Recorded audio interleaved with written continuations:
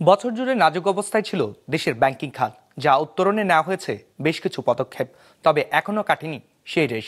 এমন মত ব্যাংকার ও বিশ্লেষকদের। তাদের মতে এই সময় এই খাতের সবচেয়ে বড় চ্যালেঞ্জ ছিল খেলাপি ঋণ আদায়। ২৪-এর শুরু থেকে শেষ পর্যন্ত কেমন ছিল দেশের ব্যাংকিং খাত তা দেখব এই প্রতিবেদনে। Double million offer, Walton fridge কিনে পেতে পারেন ২০ লক্ষ টাকা, রয়েছে কোটি কোটি টাকার নিশ্চিত উপহার।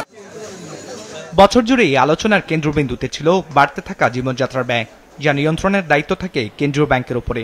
মূল্যস্ফীতি নিয়ন্ত্রণে কেন্দ্রীয় ব্যাংক নিয়েছিল বেশ কিছু পদক্ষেপও। বিশেষ করে বাজারে নগদ টাকার যোগান কমাতে নীতি সুদ হার বাড়িয়ে ১০% পর্যন্ত নির্ধারণ করা হয়, যদিও সুফল মেলেনি তেমন একটা। দীর্ঘদিন ঋণ ও আমানতের সুদ হার ৯-৬-তে আটকে থাকলেও এবছরেই সুদ হার করা হয়েছে বাজার ভিত্তিক, যার ফলে ঋণের সুদ হার উঠে যায় ১৬%-এর উপরে, ১২%-এর মতো উঠে যায় আমানতের সুদ হারও। আওয়ামী লীগ সরকারের টাকা ছাপিয়ে ব্যাংকগুলোকে সহায়তা দেওয়া ও নামে বেনামে ব্যাংক থেকে ঋণের নামে টাকা বের করে নেওয়ার কারণে ঘটেছে তারল্য সংকটের ঘটনাও। বিশেষ করে এস আলমের মালিকানাধীন বেশ কিছু ব্যাংকে তারল্য সংকটের কারণে গ্রাহকরা তুলতে পারেননি নিজেদের সঞ্চিত অর্থ, যার ফলে তৈরি হয়েছিল চরম গ্রাহক অসন্তোষ, যা নিয়ন্ত্রণে নতুন সরকারও ২২,৫০০ কোটি টাকা ছাপিয়ে তারল্য সহায়তা দিয়েছে ব্যাংকগুলোকে। কিছু কিছু ব্যাংক উনি দেখছেন ফেরত আসছে, হুইচ ইজ ফাইন, কিন্তু সবগুলিকে ফেরত আসবে?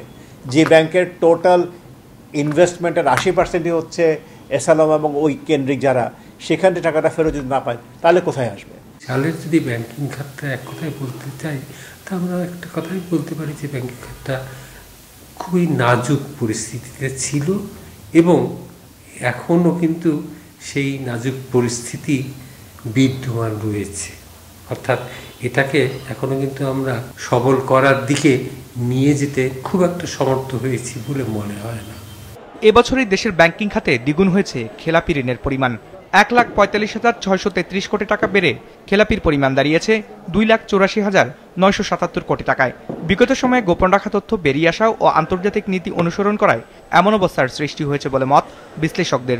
বিভিন্নভাবে অর্থগুলো বের করে নেওয়া হয়েছে, কিন্তু সেগুলো আর ব্যাংকিং খাতে ফেরত আসে নাই। এটি হচ্ছে সবচেয়ে বড় সমস্যা, যেগুলো ব্যাংকিং খাত থেকে এই একেবারে ধ্বংসের দ্বার প্রান্তে নিয়ে গিয়েছে। চিত্রটাকে যতটা সম্ভব কম করে দেখানোর একটা প্রচেষ্টা ছিল, কিন্তু আসলে যে ক্ষত, সেই ক্ষতটা কিন্তু অত্যন্ত গভীর। সেই গভীরতাটাই কিন্তু এখন দৃশ্যমান হচ্ছে। It will get worse before it starts getting better. হয়তো এনপিএল এখন আমার ১৭% হচ্ছে, হয়তো এনপিএল যেটা সেন্ট্রাল ব্যাংক বলছে হয়তো ২৫-৩০ হতে পারে।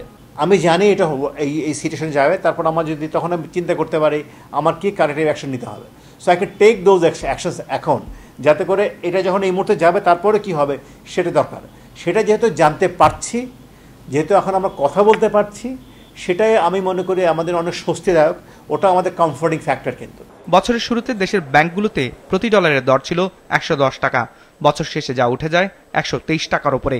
এছাড়া জুলাই আন্দোলনের সময় সীমিত হয়ে পড়েছিল দেশের ব্যাংকিং কার্যক্রম। রায়হান শোভন, বিজনেস রিপোর্ট, মাছরাঙা টেলিভিশন।